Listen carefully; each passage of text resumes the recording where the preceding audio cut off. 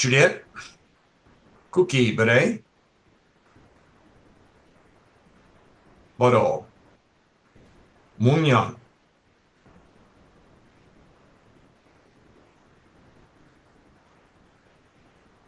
boro, sabonimke, kinye. Osmika. Shmika. Shmika, sir. All right. Good morning, everyone. Thank you for attending. We'll probably keep admitting people as they come in. So in today's session, we're going to be starting off with our lead-in instructor, Sabanim Price, Region 9. He'll be leading the first 25 minutes and sharing some information pertinent to the program. And then we'll turn it over to Corrales Sabanim, who is our TAC instructor today for the next hour. So everyone enjoy the session. I'll spotlight Sabanim Price. Kinye. Shemika. The floor is yours, Good morning, everybody. Good morning, everybody. Can you hear me all right? Yes, sir. Okay, very good. My name is Greg Price. I'm from Region 9. My instructor is Eamon Kenyon Sabam Nim. I started training in 1977 under his father, Master Fred Kenyon. And I have, when his father passed, and I stayed with his son, and I have trained in the Kenyon studio since 1977. So I've been very blessed and very fortunate to have such a consistent location and tradition in history and philosophy and training. Back when we first started training, I'll never forget the first day that I walked into Master Fred Kenyon's studio. I told him I wanted to take lessons. He signed me up. And the very next thing he did was he grabbed a senior student, Sabanim George Barry-Ochoa, and he said, "Mr. Barry-Ochoa, take Mr. Price over in the corner and show him our stretching routine." And man, that just blazed in me because I knew nothing about martial art. I was 30 years old at the time, and so I had never stretched.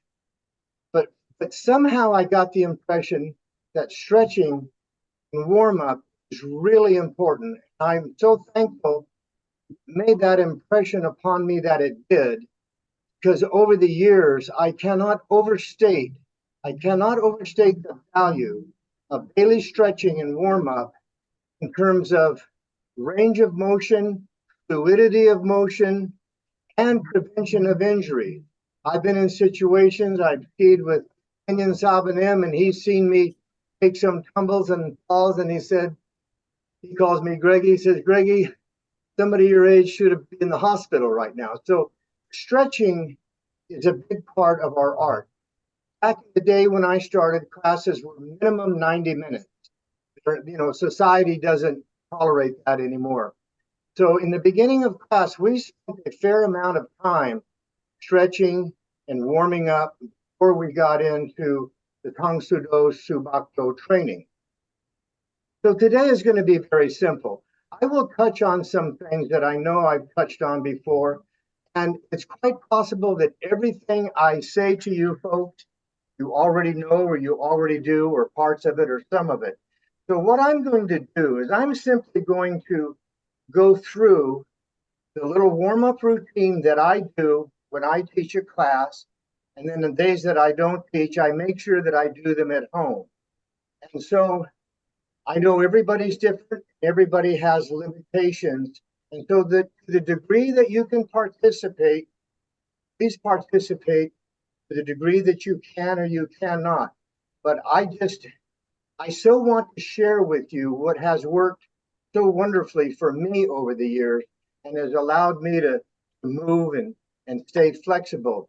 And you'll notice we start from the top down and then we work. And the last thing I'll do is I'll sit on the floor, and what I tell students, this is my TV watching position.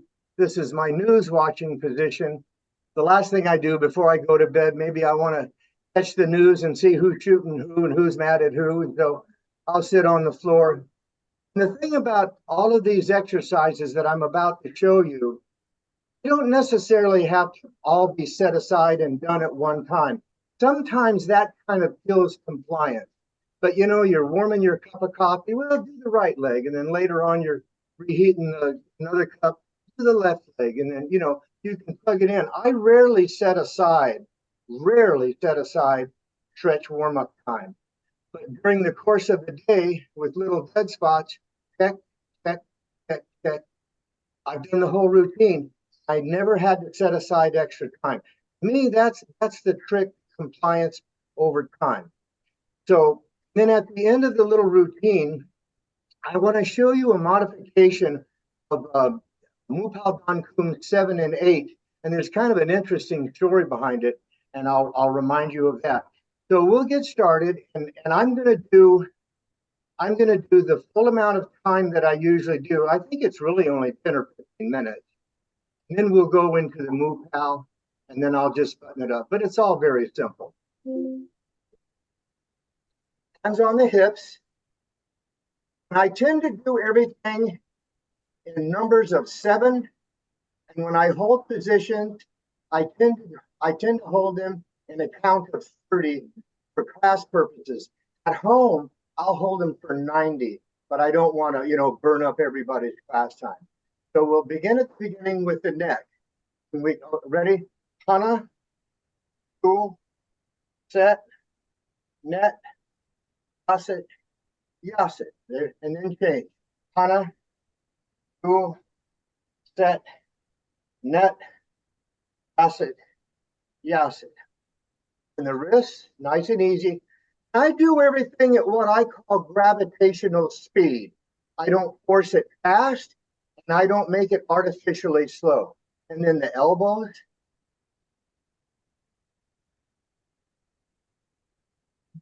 And then I think of the shoulders. And here's where I start thinking about all my technique, and I need to get my elbows together. Hana, cool, set, net, yasit, yasit, and change. Hana, cool, set, net, yasit, yasit. And here's where I think of Konjan Nem and his open and close and his wonderful wing muscles. Hana, cool, set, net, yasit, yasit. Okay. Now, keeping everything very still, I circle my hips, but I keep my head as still as I can because that's how we're supposed to move when we do form. You watch National Geographic and you see that cheetah chasing that impala at 70 miles an hour and 200 frames a second. And his tail's flying and bird is flying and his back legs are passing up his front legs and his head is just there. So here we go. Hana, jewel, set, net, dasit, yasit, and change. Hana, jewel, set, net, dasit, yasit. So now you can see I'm starting to work my torso. What I discovered over time was my legs have always been pretty well stretched. But at one point, I started struggling a little bit with the elevation of my kicks. And I thought, well, what's the deal? I know. But actually, when we allow our torsos to stiffen up, that really reduces our range of motion. And then we start doing this look rather than that look. So now we'll start working upper body. Hana, cool. Set, net, dasit, yasit, and change. Hana, cool, set, net, dasit, yasit. And now I'll start going across. I don't like these, so I make myself do more because I know it works. The trick is Don't hang and do them. Make sure you go all the way down, all the way up. A nice gravitational, natural. Subak dough is just so beautifully designed for our anatomy, so there's no point in fighting it. Okay, so here we go. Hana, two, set, net, pass it, tugu, todo, aho, yo. And now I'll start going down to my leg. I basically get in, I guess it's Mu Pao Down position 6. But the other thing that I've discovered over the years is while it's true that if our hamstrings and our calves are nice and stretched out, what really gives us range of motion is if glute attachment, if you're feeling a lot of pressure in here, and it's that attachment that really lets your leg come up easily. So first I will, and if I do leg raises with my foot up, that's a big calf stretch and that's a big hamstring stretch. But if I cheat a little bit and leave my foot flat, I actually get a higher leg lift. We're not going to do leg lift, but I get a higher leg lift. Now that starts stretching up here, and that's really what liberates leg. So we'll get in this position, perpendicular. Here we go. And we'll just do a count of yourself, just do a count of 30.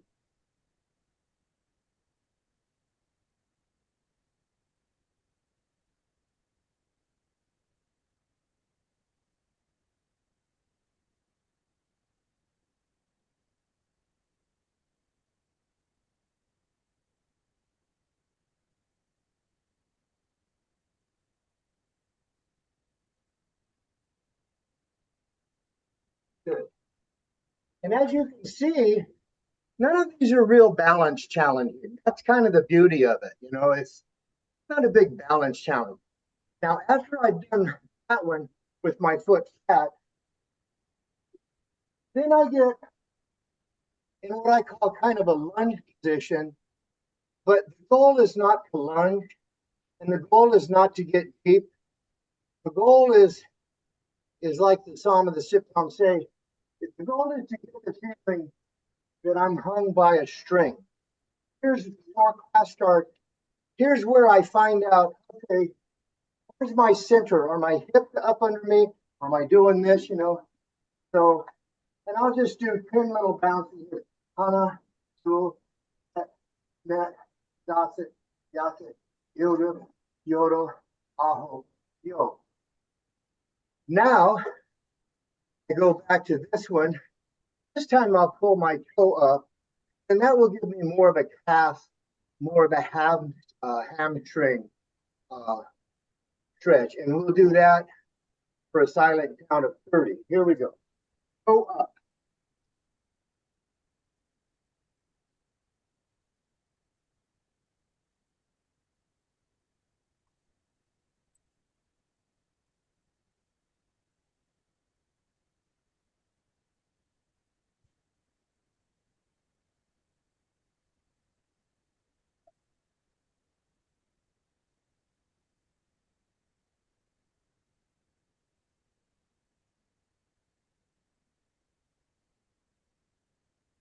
Great.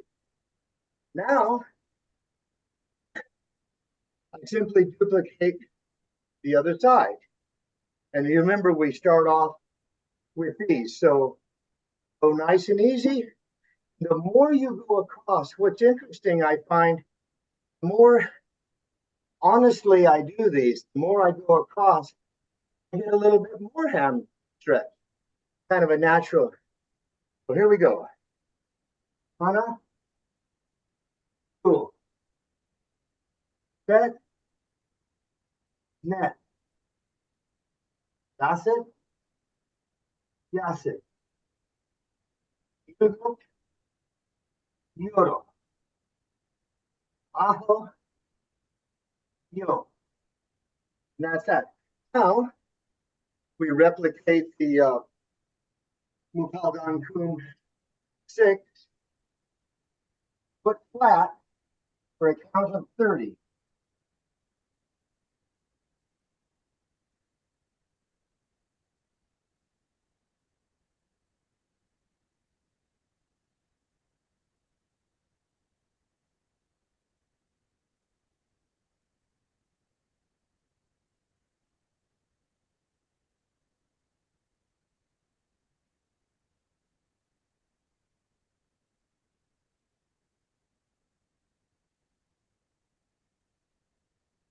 Great.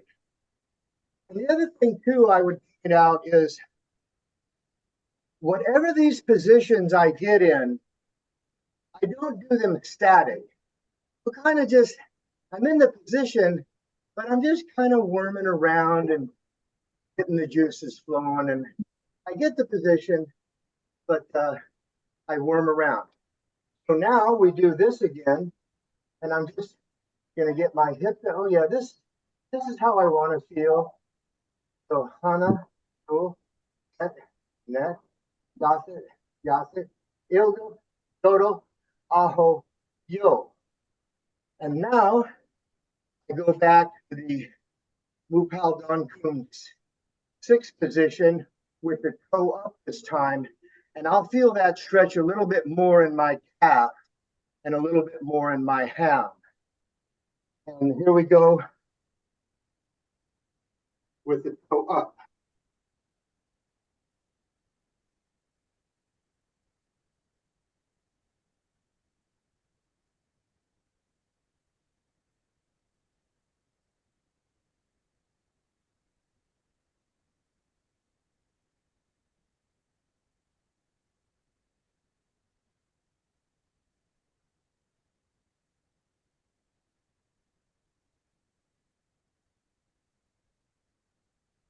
And there we go. Last position I'll go to, and I drifted away from this position for some reason over the years. And then I saw my sidekick coming down, and I go, wait a minute. Back in the day, God rest his soul, Master Fred Kenyon, he'd have to sit Indian style, and then our partner would face us, step on one knee down to the floor, step on the other knee down. No wonder we're not all cool. I'm going to sit in a position. So I respect everybody's deal. I respect everybody's limitation. Just see what you can do. Main thing is when you're in that split position, not bounce and don't roll your back. And it will restrict how far forward you go, and that's perfectly fine. You want to keep that nice arch in your lower back. I have a herniated disc L5S1 since my 30s, and I've really learned how to work around it. So you don't want to hurt your lower back on this. You always want to support your weight. I call this, I tell my students, this is my either watching TV position or reading the newspaper position. And it's a position you find that the longer you do it, and what you want to do with all of these positions is you want to relax into them. That's why there's a minimal amount of time. In terms of kinesiology, there's a natural reflex in our large muscles. When we extend them and challenge them, it will automatically fight back for about 20 seconds and not let you. But if you maintain that position without force, they go, oh, I guess the boss isn't going to kill us. Okay. And then you relax into a nicer position. I'm going to go into my stretch position as my news watch paper reading position, and we'll hold it just for 30 seconds. Support your weight, do not bounce, and try to keep your back straight.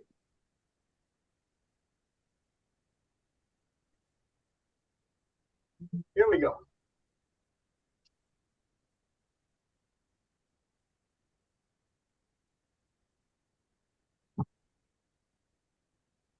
So whatever you can do, make sure your hands are, or can't even go forward. If you want to do that, perfectly fine.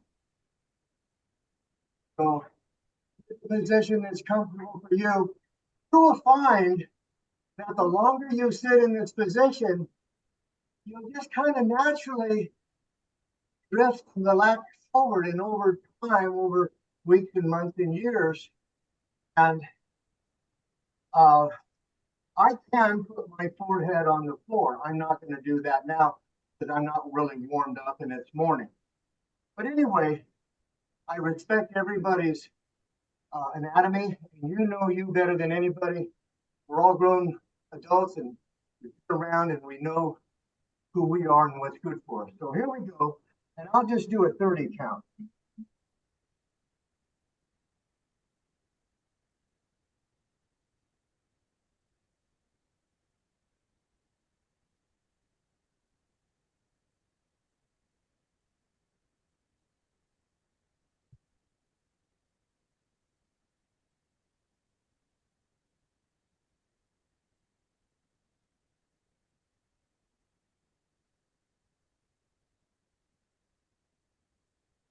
And then up, nice and easy.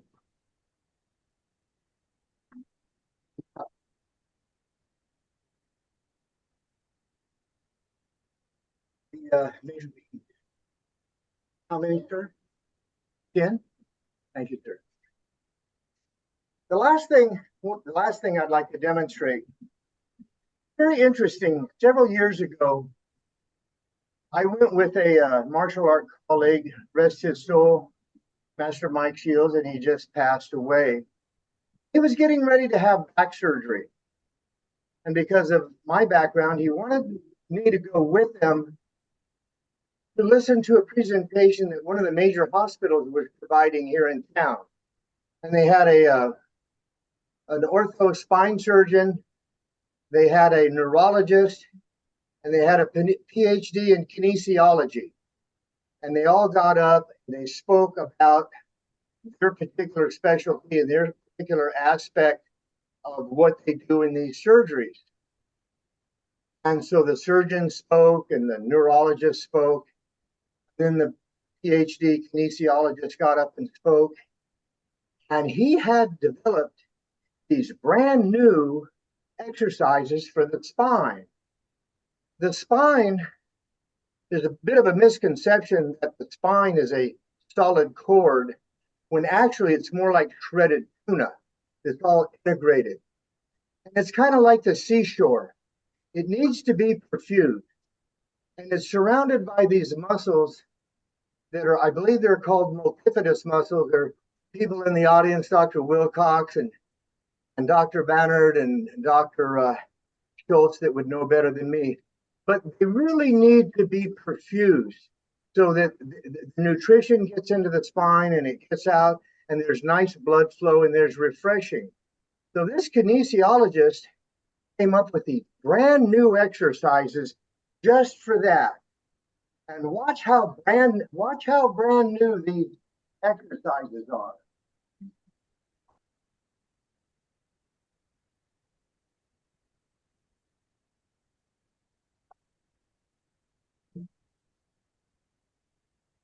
I thought, yeah, those are only about 300 or 400 years old. And so it was another wonderful, beautiful discovery of our art, the wisdom of the Eastern world and how they understand things that the Western world thinks it's too smart for. So at the end of your stretching routine, and then what I do also, because I like to ski, is I'll take Mu Pao Dan Kum 7 and 8, and then I'll work my knees and my hips a little bit, get a little bit more torso fluidity. And it's a real nice last thing to do before we finish. Well, let's just do 10 of them. Ready? Now,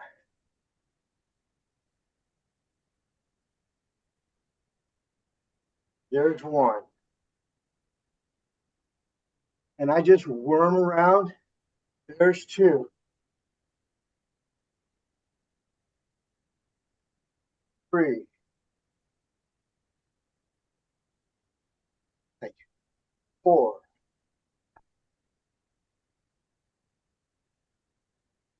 5.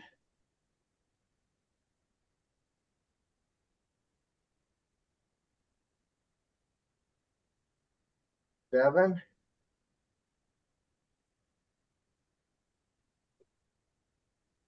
8. 9. 10.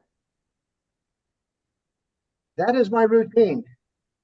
It ain't calculus, and it's very likely a lot of you know this already, do it already, and that's wonderful, or parts of it. And the last thing that I'd like to touch on, if you'll excuse me being a little philosophical here, but I'm a couple years away from 80, so my training has changed. But the thing that I try to stay vigilant about, and I have to kind of search my soul a little bit, we have to ask ourselves, when is it can't? When is it won't? Because sometimes we fall back on won't when we really can. I know this for sure. Can't follows very short on the heels of won't. And when I surrender to won't, whatever the technique, whatever the movement, whatever, when I surrender to won't, can't is going to be right behind it. So to the extent that you can do anything, please do it. Because I found that I have fooled myself sometimes with won't. And actually, I can do just a little bit more. And so the bottom line for me is I stay vigilant on myself. I stay honest about, am I kind of wanting, or is it a legitimate can't? If it's a legitimate can't, then God bless you.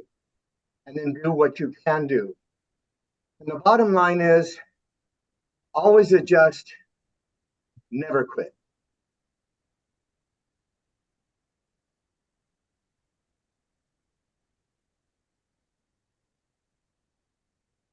Thank you very much, Price Sabanim. That was a very insightful and wonderful group of information. It's interesting. I have to say personally, the last exercise that you did with that extra wiggle is something I do after standing for like 4 or 5 hours doing a surgery. It's the first thing I back away from the table to do, and they kind of always laugh at me, always doing his martial arts thing, but it became something they did because they found that it worked. So Yes, thank you for that. And I think it's very pertinent that we adjust as we age. Like the saying goes, the tree that remains flexible always withstands the storm.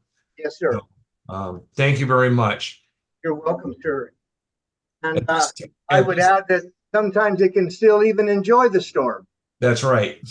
Dance in the rain. Yes, sir. So at this time, we'll turn the floor over to Sablim Corrales, who will share some insights for our training.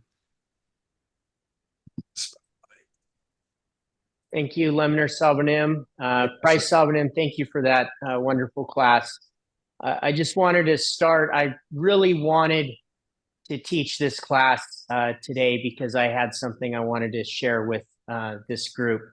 I've had just some wonderful experiences over the last 3 or 4 months, not just training with our Mudokwan community, but also reaching out and training alongside much of the Korean martial art community with some what they would consider some very high-ranking practitioners.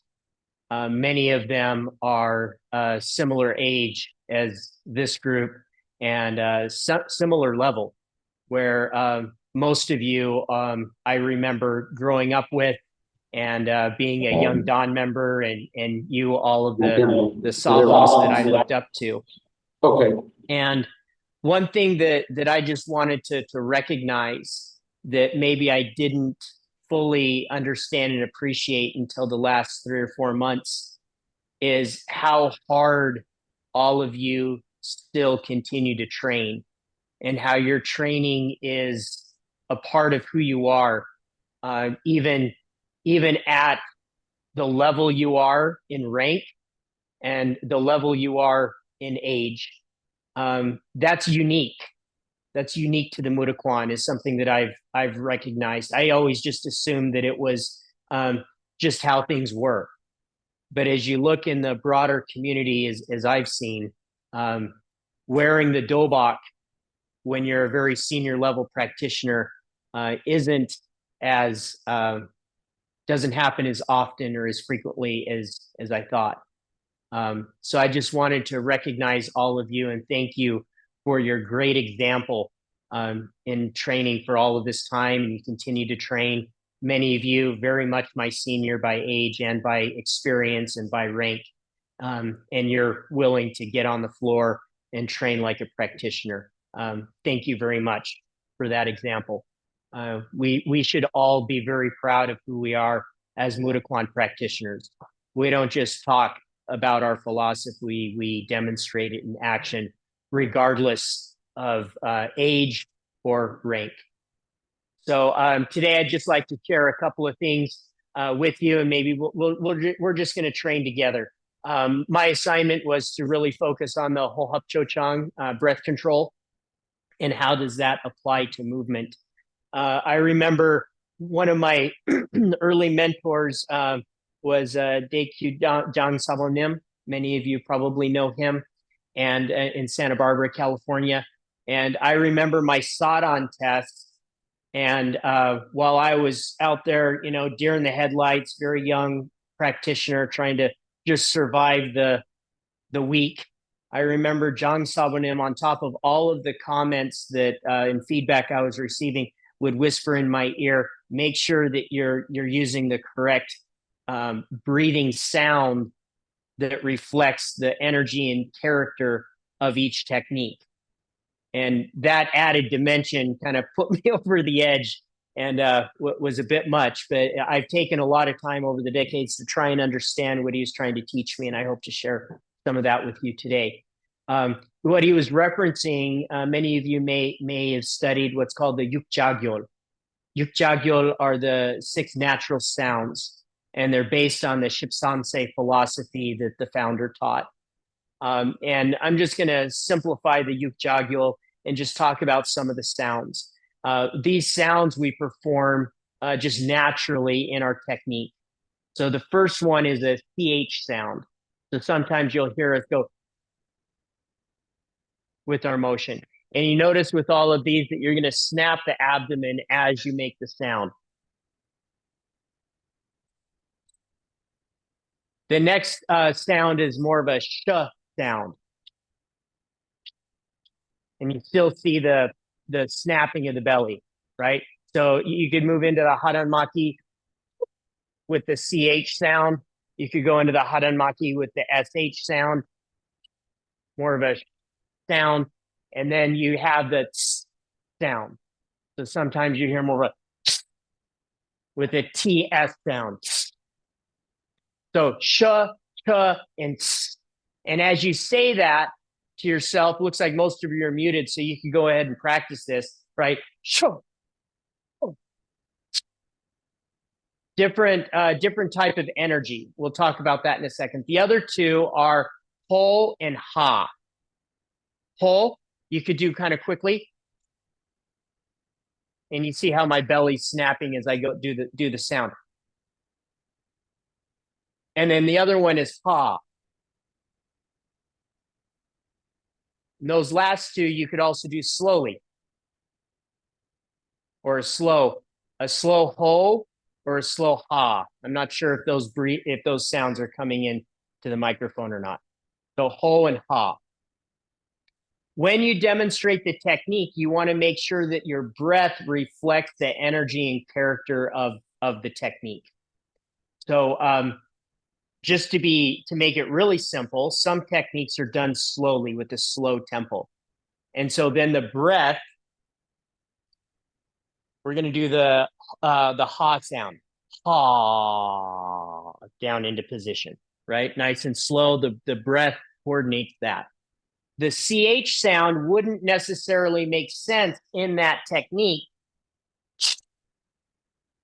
because there's too much tension in holding that type of breathing, where you release that tension more in the ha sound. The CH sound is more for an explosive type energy. Right? Those are more fast, snappy. Think of the tongue pseudo techniques. Then you have the ho and the ha, which can be done slowly, right? You can go ho, or you can go. But then you can also think of it in some of our more subak do motions where you're very heavy. So very heavy techniques like the sangnan maki with the unbendable arm might be the whole sound.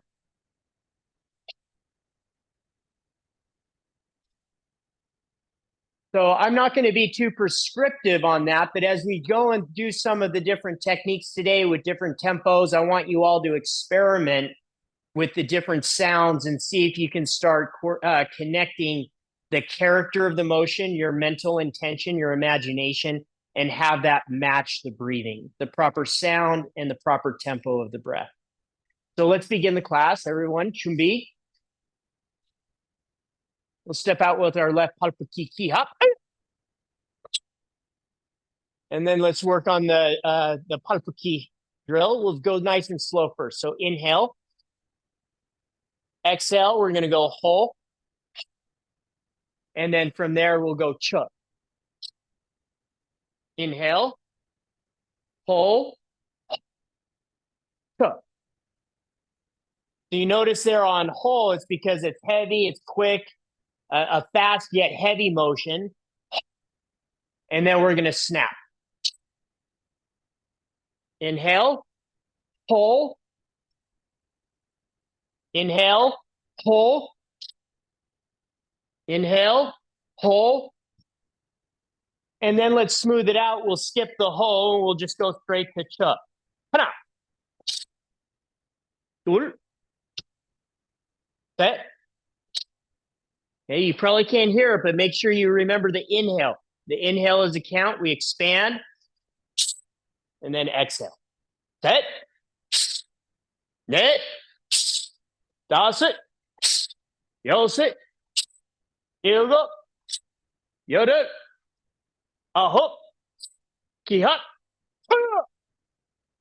Okay, let's go a little faster now with the technique, and let's see how the sharpness of the TS sound invites a more accelerated punch.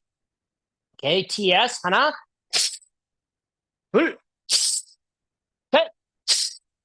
Net. Hus. Yos. Il. Hit it. Up. Key up. And then if that didn't feel too good on the joints, let's go back to a ho sound. So now full extension on the chungdangongyak, but more of a ho sound or a ha sound. Okay, ready? Hana. Hul. Set. Net. Hus. Yos. Yugo. Yuru. Hop. Hihop. Horo. And show. Okay, so hopefully you felt a different energy and tempo based on the type of breathing that you demonstrated in the technique, and then the breath invites that type of energy to maybe you want to smash, you want to pierce, or maybe it's more like a heavy hammer, right? Those different types of energies are based on the different types of breathing. You feel it a little differently in the joints also, depending on how you perform the technique. So we're going to work a little bit with this Hamsushikderian. So starting off, let's just work on just the preparation when we challenge. So from the Chumbi Jate, remember as we step back with the right into Hadan Maki, we're going to do indirect hip, reactive hip here.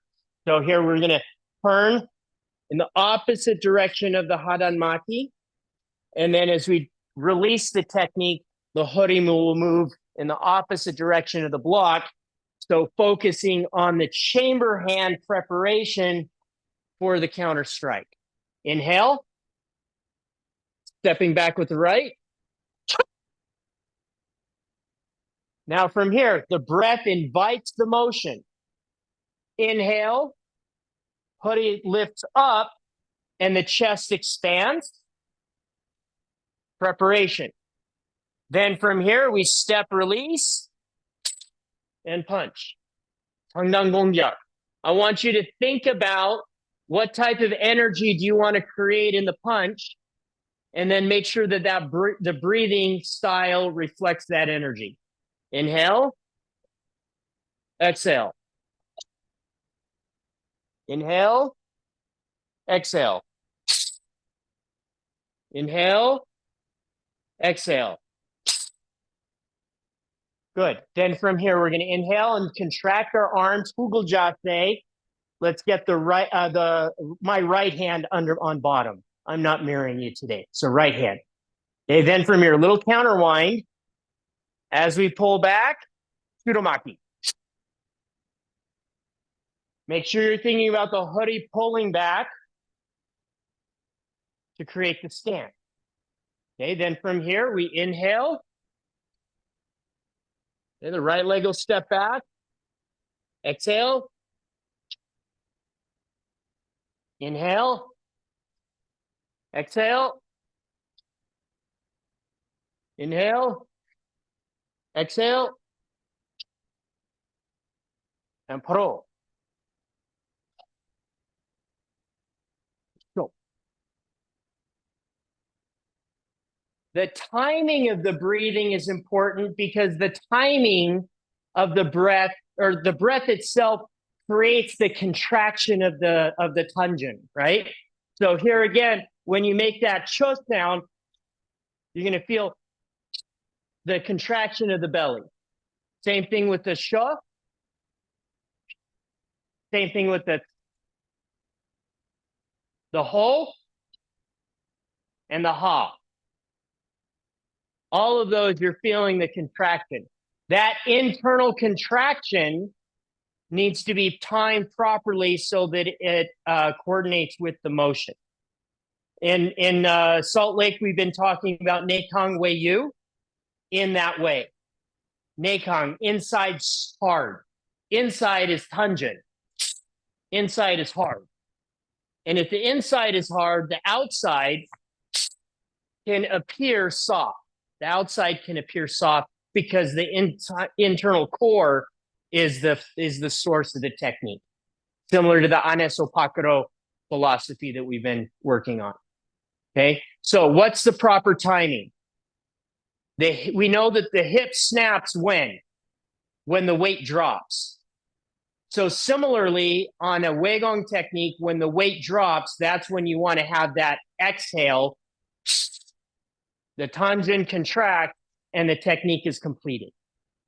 So this time, working on the timing and rhythm of the technique, inhale. When we inhale and prepare slowly, the inhale is coordinated, it begins, and then the technique follows the breath.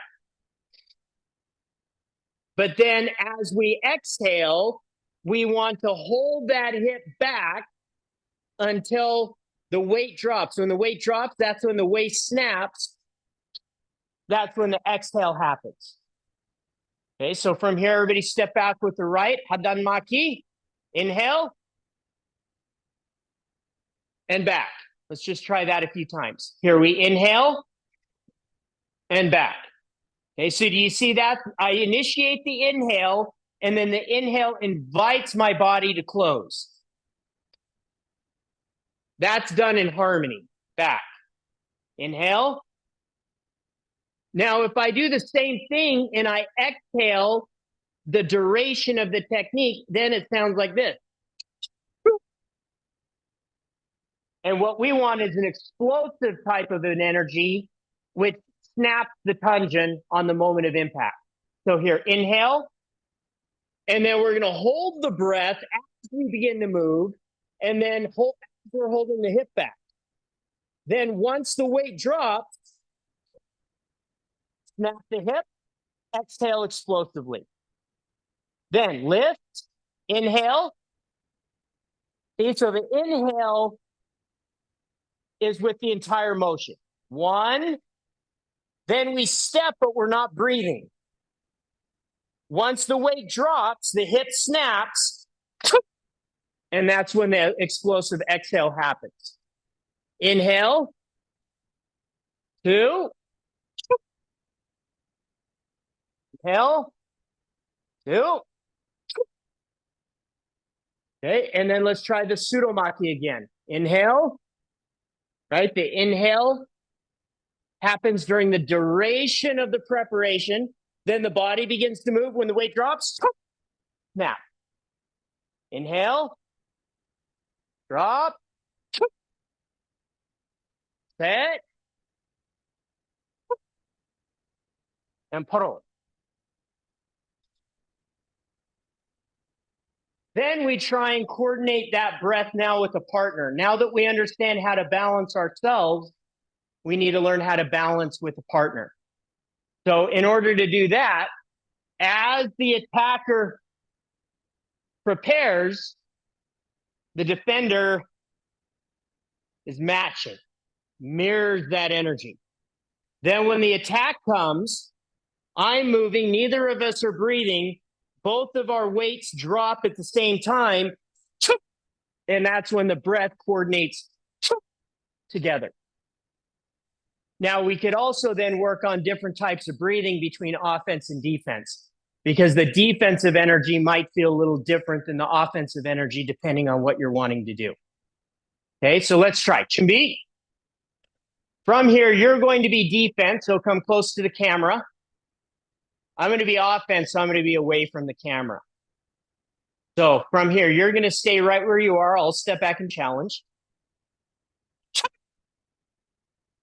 And if we watch each other, regardless of where the lag is with our internet connection, you just watch me on your screen and just try and match my motion. So here, Sudomaki Fujin. Hana. Dur. Set. Good. Now from here, you're going to punch, and I'm going to just step back, but there's too many of you with different connection speeds, so I'm just going to move back. Okay, so inhale, prepare, and advance. Dur. Set. Okay, now I'm going to attack. Now I want you to think about more of a ho or a ha sound and see how that feels on the block. See? Hana. Dur. Set. Okay, then going backwards, I'm going to try the ha sound. Hana. Dur. Set. Aro. And show. Did you notice the timing of the breath when you're doing ho and ha on a fast motion? The timing of the breath needs to be different, right? So from here, I inhale. Now I'm going to breathe the entire time. Right? The ho and ha sound take longer. So you're going to begin it and it's a little longer with the breath. Why would you want to do that? Why would you want to do that? So one analogy that I have, everyone just can stand relaxed, come close to the camera if you haven't already. But think about the difference between, we'll use this as an example. Let's think about having a hatchet in your hand, right? A small axe, one-handed hatchet. which is a very useful tool. And then having an axe here. And how might your technique be different between the two? Now with a hatchet, right, you have a big log and you need to kind of trim it down. There's lots of branches coming out and you're just kind of going like this, right? And after a while you get tired, so how do you breathe? Right? It's more of the ch sound as you're hacking at that piece of wood. With an axe, it's heavy. So it draws back. Inhale. Down. Inhale. Down. Right? So you're using those deeper breaths. It's a heavier type of emotion.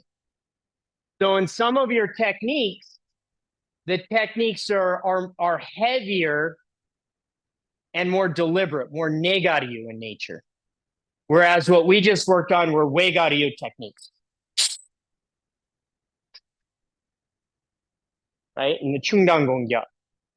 So next, we're going to work on the number 10, Samsushik Shipbon from the Salchukyang, the killing hammer. So on this one, we inhale. My right hand's going to go up, and I'm going to feel this expansion on the obliques. One, and then come down.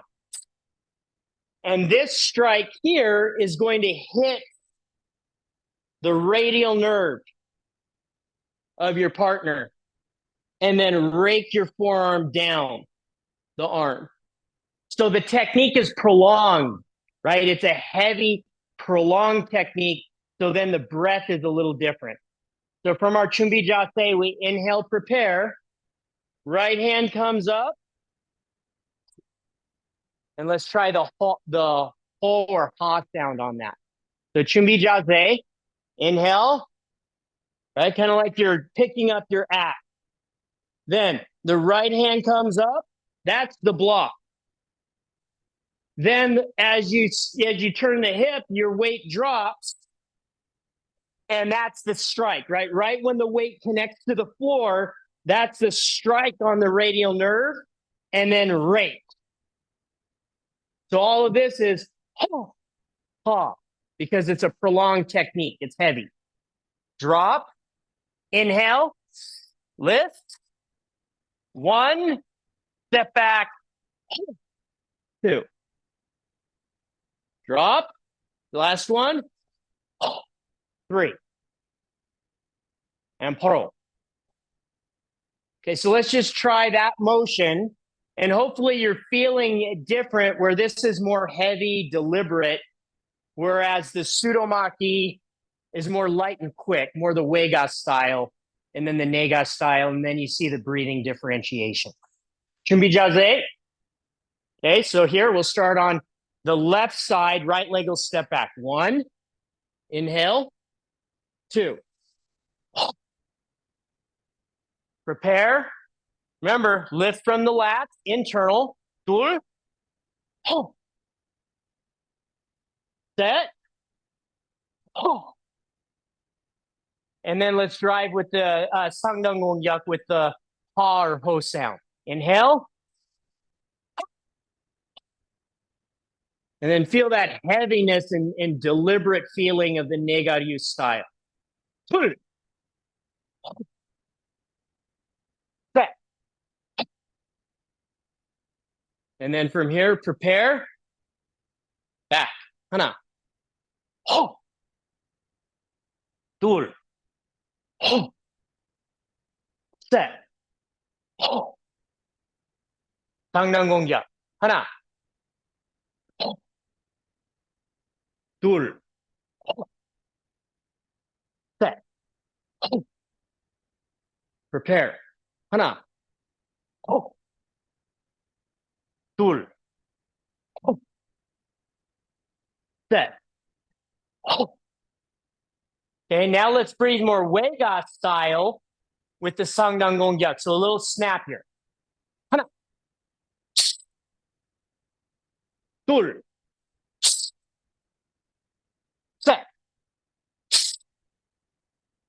Now let's change the shipbone block into Wega style with that type of breathing, a little snappier, and see if you can figure out how to apply that technique a little differently.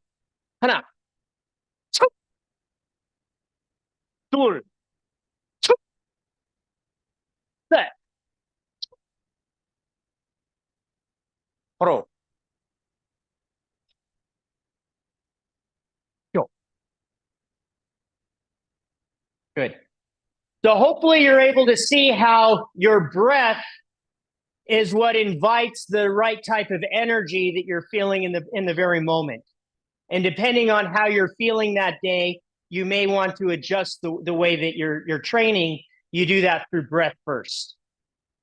So if the joints are a little sore that day, range of motion isn't so good, you want to just kind of protect your body from injury, move into the ho and ha breathing, because that deliberate type of motion is going to feel just a little easier on the joints.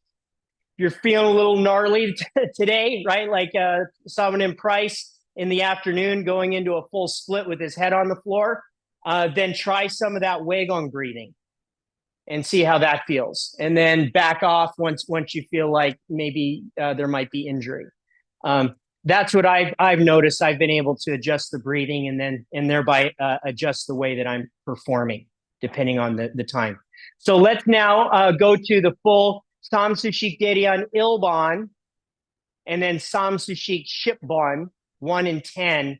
And let's just review that full series. And then maybe we'll try and apply this to a hyung. So everyone, 준비 자세. Samsushik Ilban. Prepare. 하나. 둘. 셋. And then finish. 충전 공격. Lift high. Clear the arm. 안에서 밖으로 차기. 대련 자세. 바로. Let's get back into position. Right leg back. 하단 마키. 상단 공격. 하나. 둘. 셋. 바로. All the way through now. Technique 1번.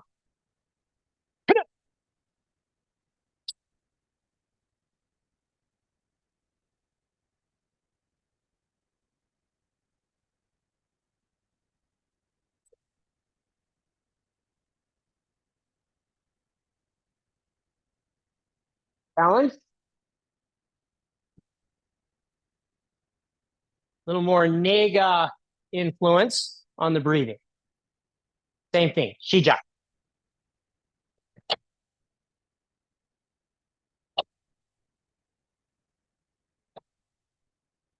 바로. Here we go. Inhale. Nega emphasis. 시작.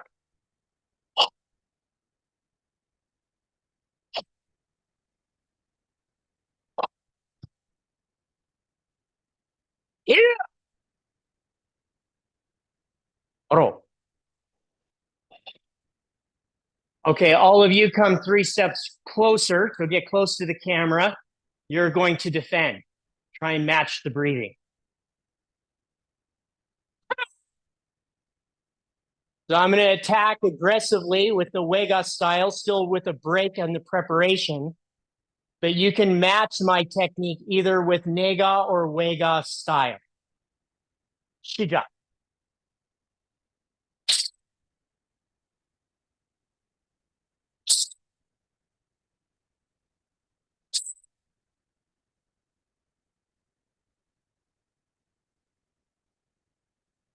바로. Adjust. One more time.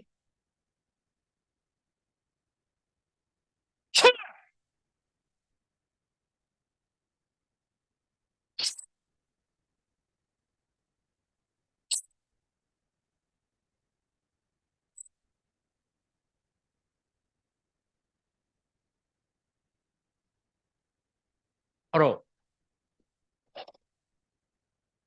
Now when I challenge, there's not going to be a pause. It'll look like this.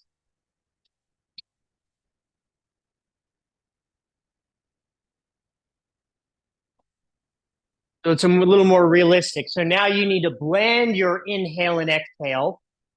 You can't inhale, pause. It'll just be, or something like that. Can be.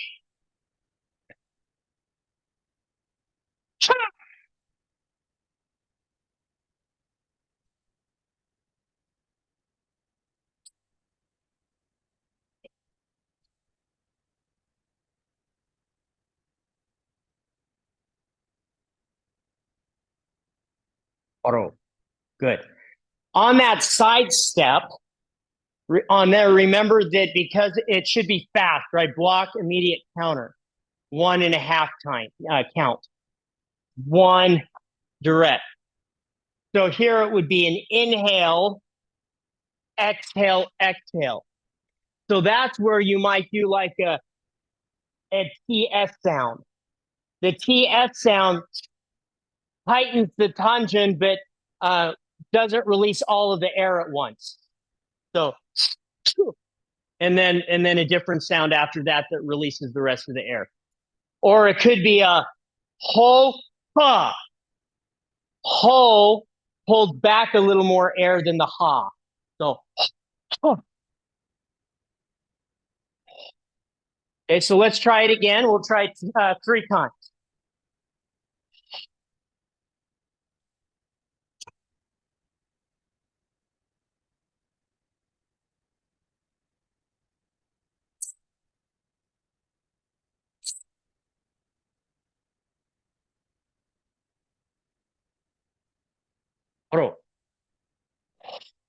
Adjust.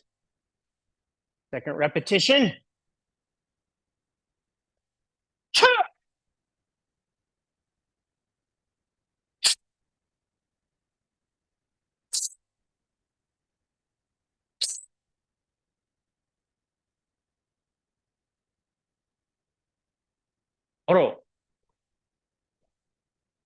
Funny that, sorry, I failed to mention the alternate on this as I see some of you doing the aneso pakuro. Just stand relaxed. After the tulo chungdang gonggyak, if you're not liking that aneso pakuro chagi, or I mean, or as you demonstrated on a partner, you feel like, well, that's not realistic. The alternate is to step with the rear leg and perform the palku gonggyak. So 1, 2, 3. Let's all try that. So I'm in the front of the class here, chumbi jase. The last technique, the right leg steps into the corner, left hand blocks. Hana. Then from here, tulo chungdang gonggyak. And then step with the right, same line, deliver the palku. Pro. And one more time, block. 1, 2, key hop, back. So don't forget that alternate. Okay, let's do it one more time, all the way through. Let's have everyone do the alternate so that whether or not you prefer this, you're able to teach your students the alternate. Okay, so right leg back.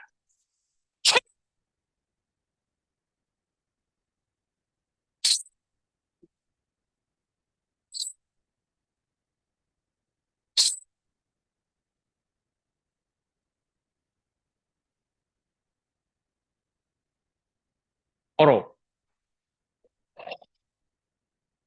Okay, shop. Let's look at ship one now, number 10. So I'll just go through the full drill. This one's a little hard to remember. If it helps you, I always struggle to know which leg I step back with.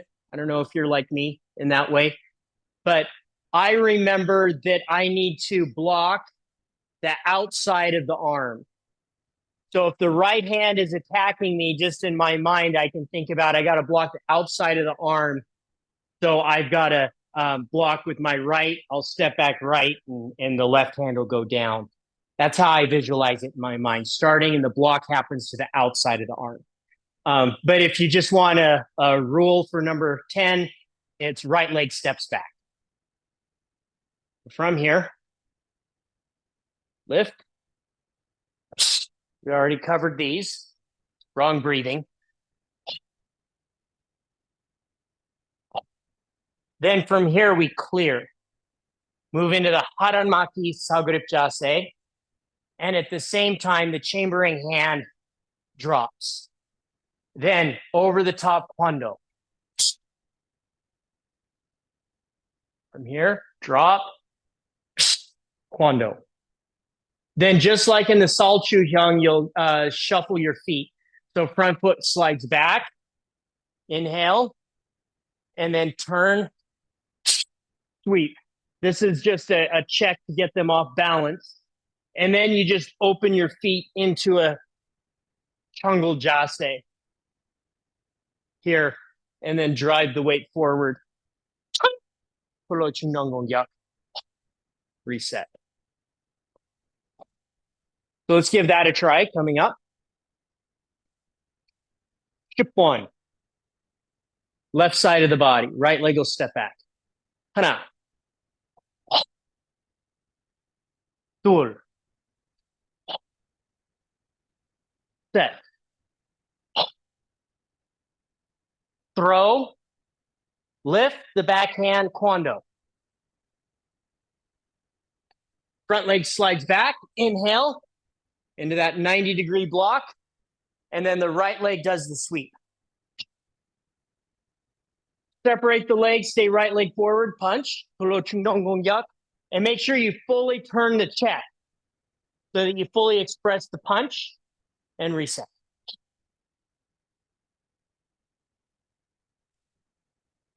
Okay, come forward. We'll do it one more time. Chumbi. Hana. Dur. Inhale up. Set. Inhale up. Exhale. Oh. Throw Kwando. Inhale. Right leg. Separate. Horo. This one maybe isn't performed quite as frequently, so I'm just going to take a second and let's have everybody demonstrate that a few times. I'm just going to check to make sure we're all doing that properly. So everybody come to Chumbi Jase. Okay, so the first technique, remember right leg steps back, you'll be on the left side of your body. And first motion, Hana. Dual. Set. Clear. Kwando. Okay, prepare and sweep. Good. So your right toe should be up with that sweep. Some of you must be frozen. Good. And then separate your feet and tulo chungnong yak finish. Good. Paro. Sure. Great. Okay, so I loved how Sawanim Price talked about the importance of the spine. Everyone has the pattern down. So instead, I'm just going to give you some feedback on performance. Keeping your spine straight is actually something that I'm working on in my personal practice. When you see me, if you see me in person, feel free to send me a correction if you see me do it this way, because I'm actively trying to fix it. When I prepare, I'll round my shoulders, but do you see how I don't have good posture? Sometimes I'll even be this bad. I think I fixed that for the most part, but sometimes I'm even here in my preparation because I'm trying to roll my shoulders forward, but this isn't correct. My spine's not aligned. So now I'm not going to have a good performance. When you move, you always want to have your spine straight, and that's your axis. So when we say use your hoodie, it really means just keep your spine straight and make sure that you're turning around your axis. So all of the drills that Price Sawanim was doing, excellent, because if you can't turn your trunk, you're not going to be able to do the techniques properly because it forces that straight spine, and then you turn your trunk with your spine aligned.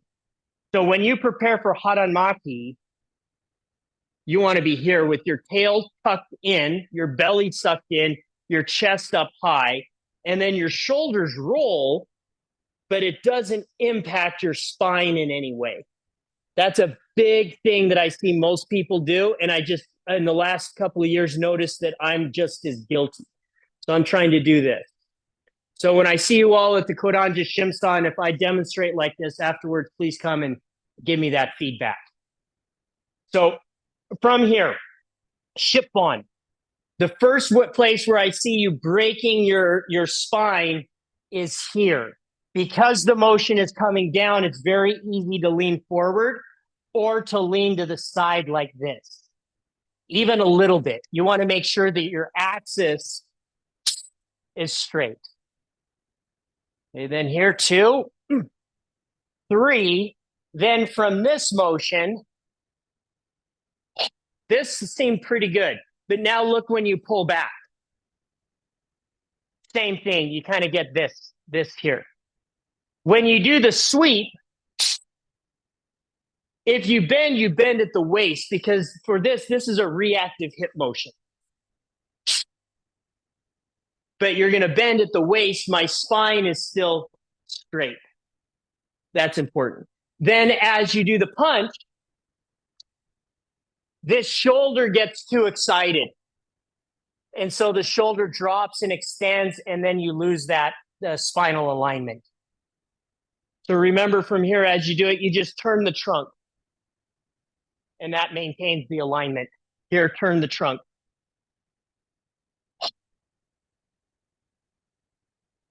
So let's try that 3 times. Work on the breathing. And as you're working on the breathing, focus on the spinal alignment because the two go hand in hand. Chumijase. All right, so weight goes on the left side. Step back right. Hana, 1. Good. Now this technique, remember, you're striking the forearm's radial nerve. So you want to be straight in front of you. And then scoop, not off to the side because the attack isn't coming over here. Straight this way. Okay, and then dual. Go again.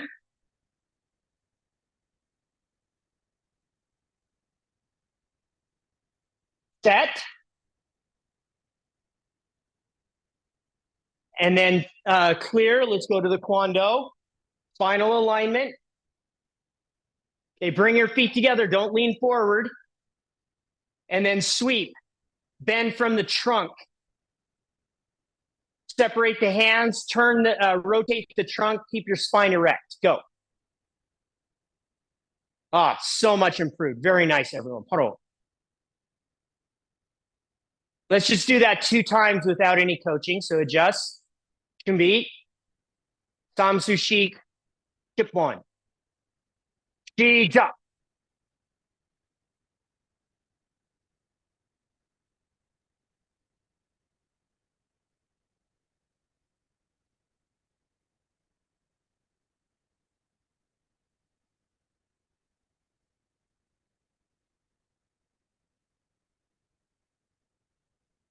And paro.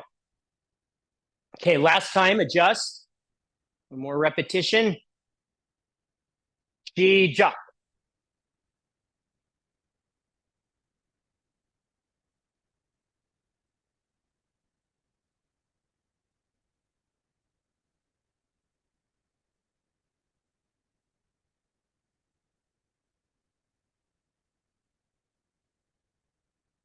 And paro.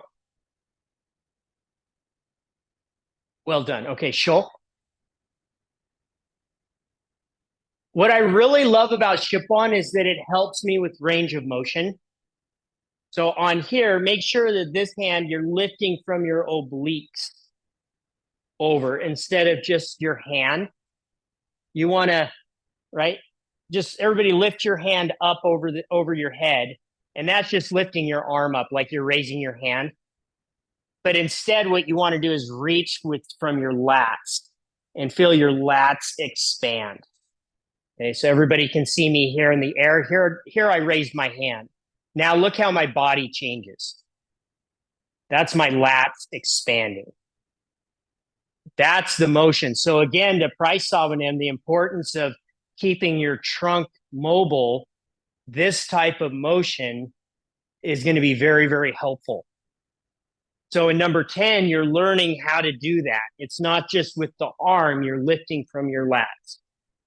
Then this hand comes up and it's lats again, it's full extension. It's not just arm, arm, shoulder, shoulder. It's lats, lats, and then lats contracting here as you come down. So do that one more time. And now this time, think about Ship-on as part of your stretching routine rather than thinking about the blocks. Okay, Chumbi. Okay, ready? First motion. Hands to the left side, right leg steps back. Hana. You're stretching. This is your morning stretching routine. Dual. Lats, lats. Set. Lats, lats. Then think about it here, right? Here, open lat. Contract the trunk. Inhale, pull. Sweep. Back straight. You're going to bend at the trunk. Guess what?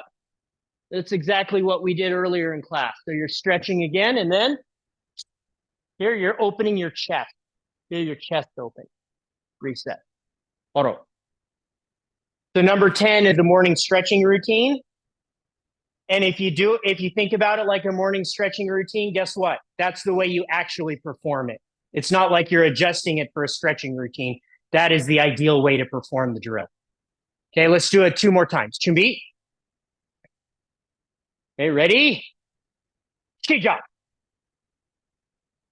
Stretch, stretch.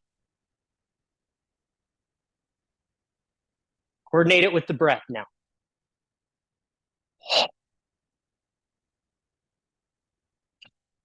Inhale as you pull back. A little sharper, and then punch sharp. Good. Paro. Perform it with you. Heavy. Ho or ha. Prepare. Hana. Stretch. Ho or ha. Hup. Set. Ho. Okay. Nice pull sound. Ho. Inhale. Start. See ha. Paro. Adjust. Final repetition. Chumbi. Chija.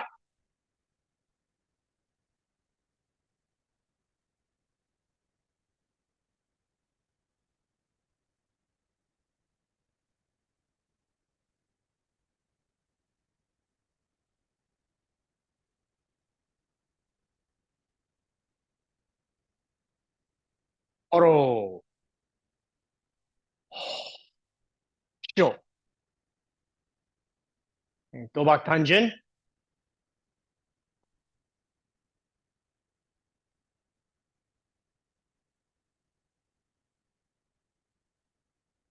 Okay, I believe everyone's been practicing the Shipdankum Iro. Is that correct? So I'll go through it once with you just to make sure everyone has the pattern, and then I'm going to give you the opportunity to just do some reps. And as you're repping the form, assuming you have the techniques memorized, I'm going to do the same thing that Jang Sawanim invited me to do during my first Kodanja Shimsa, and that is make sure that the energy and character of each technique is reflected in your breath. Said differently, the breath invites the proper character. Chumbi. Chitangum iro. Chitangum chumbi.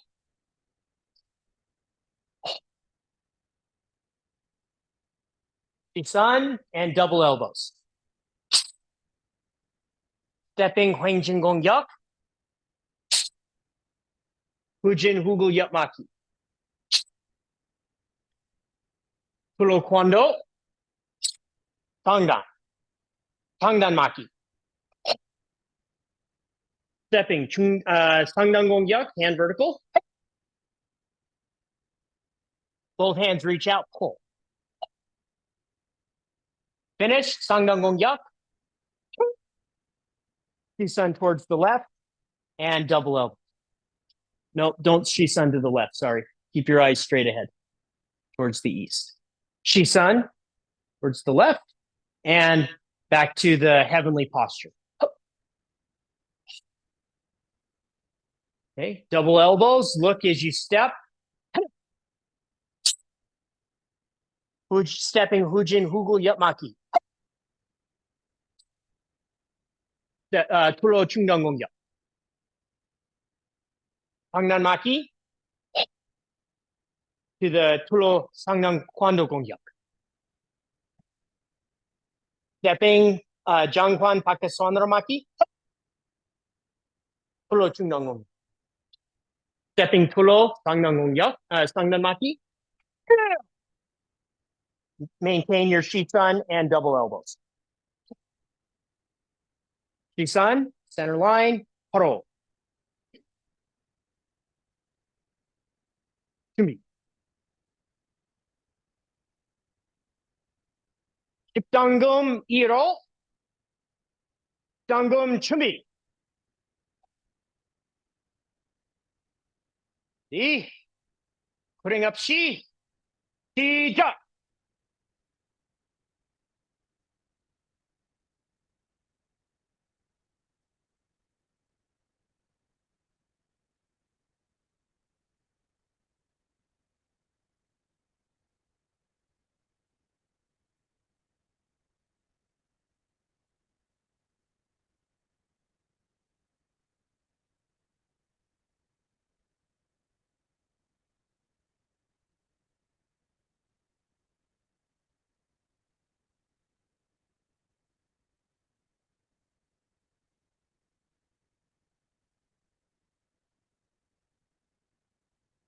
We're all different, so once you finish, just return on your own.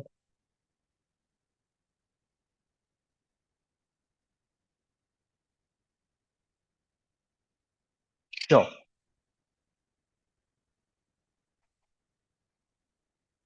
The breathing on these forms are more like a lung. It's more natural breathing. When you're a beginner and you're teaching like Kicho Hyungilbu, we talk about look, inhale, pause here because we want to make sure they get that technique right. Then you step. Inhale. Then there's a time when there's no breathing. And then exhale. Inhale, do you see it here? No breath, then exhale. In the Shibdongkum, though, you want it to be a little more free-flowing. So from here, it's more like this. Inhale, inhale, inhale, exhale. Inhale, inhale, exhale. Right? So here, just here, I inhale.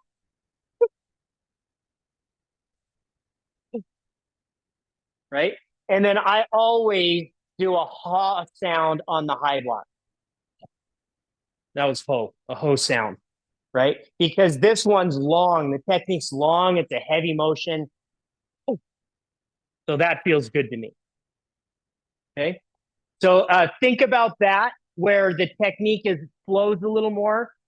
And the technique, your hips are always moving. Always moving.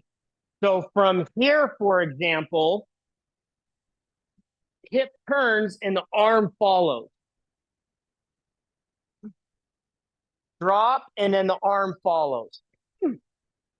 I'm seeing some of you go like this. That's too choppy.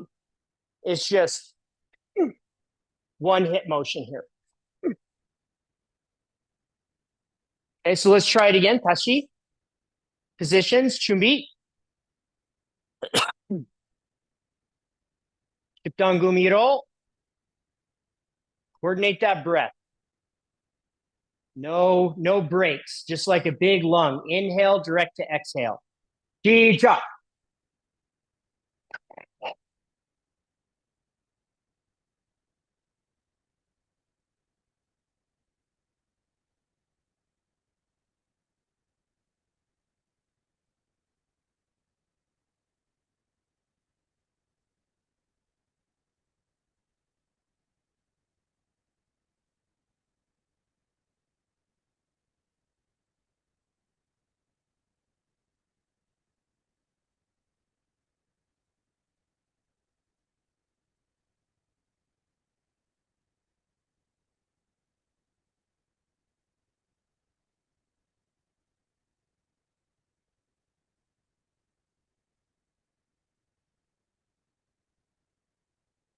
Return when you're finished.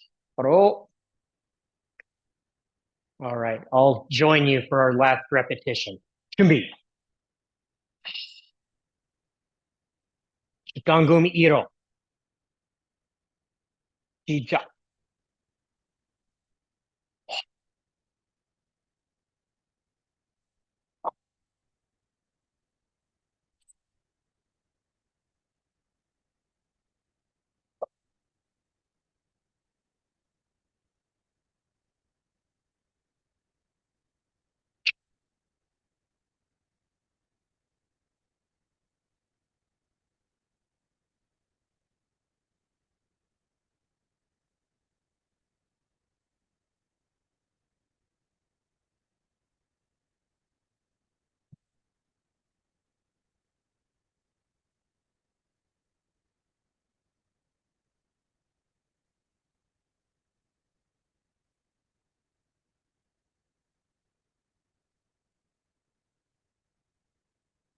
어로. 쇼. Okay. Now, don't go and tell everyone that what we learned today was the TAC introducing specific breathing sounds connected to different techniques. That's not what today was about. I think everybody understood that, but I want to make that clear. What it was an invitation for all of you to include some creativity and personalization to your training, and a tool for how to do that through breath control. So it really doesn't matter which breath type you use for any of these techniques. And I think we demonstrated how some of these could be done with different types of breathing. But what is wrong or correct is if your breath and the energy and character of the technique match. That's what you want. But we're not standardizing that this technique in this instance has a certain energy or character. That's up to your own creativity. Okay. All right.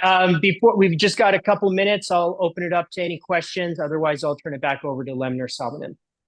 Yes, please, Greenberg Sabanim. I'm just my feeling, and I just want to see if it's the same one. It seems to me that this using the breath this way enhances the Shinchuk a great deal. That the flows follow together. Does that make sense? Yes, sir, absolutely. Because if you time it properly, the breath creates an actual contraction of the tanjun, which strengthens your technique. So it's the Shinchuk definition of tension relaxation that we all learned in the early days. It's something to... Yes, sir. Yes, sir. But I know in the beginning you were describing the 6 methods of breathing. And I think some people were trying to get that down for their mental notes. If you could just go through simply the 6 names, if you will, or types of breathing so they might take notes, those who are trying to do that. This comes from my Nagong manual that has all of them described. Different places talk about different breathings. But what I usually think of is the sh, t, t, ho, ha. CHSHTZ HOHA. What's 6? Inhale. 6 is inhale. So some people instead for number 6 have woo, who also. But that's so the Yukjagyol, we're kind of putting a military character to it, but they're actually Negong techniques. So when you hear like the Buddhists look like they're chanting in a meditation, a lot of times what they're doing is they're performing the Yukjagyol, which vibrates different organs. So, for example, you might go, and that's going to stimulate a certain organ and that sort of thing. And then we've taken that idea to our training. So if you start researching it, that's really where it comes from and what it is. Chinese traditional medicine. Thank you, sir. Someone, if I may, Yes, sir. is that on your website? It might be, sir, under the Shipsamse, but I have a very large manual of all the Negong methods, and then I'm just taking apart from that by email. But I think there is a description of some of this in the Shipsamse article on wasatchmartialarts.com. Thank you, sir. Okay. All right. Thank you all. It's a pleasure being with you today. Thank you, sir. Trudit? Someone taking you.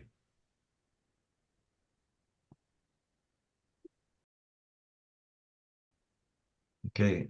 Thank you, everyone, for attending. And please continue to spread the word about the program. They're going to be talking about this at Nationals.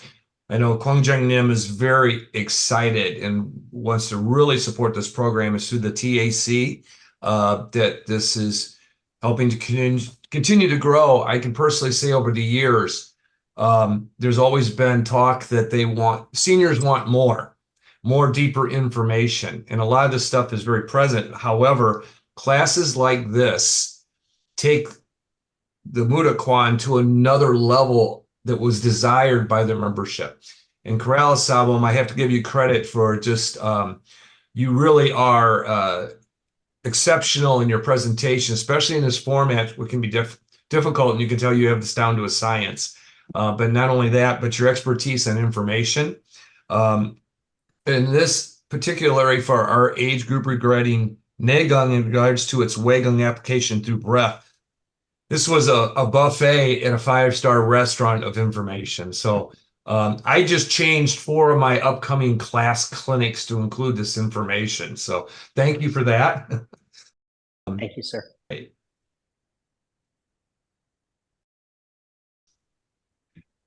Chudit?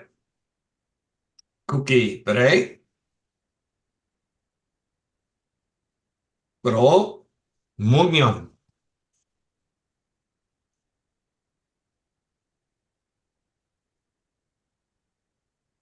Bro? Sabonimke, Kinye. Subak. Subak. Thank you, everyone, for attending. Thank you, sir. Good seeing everybody.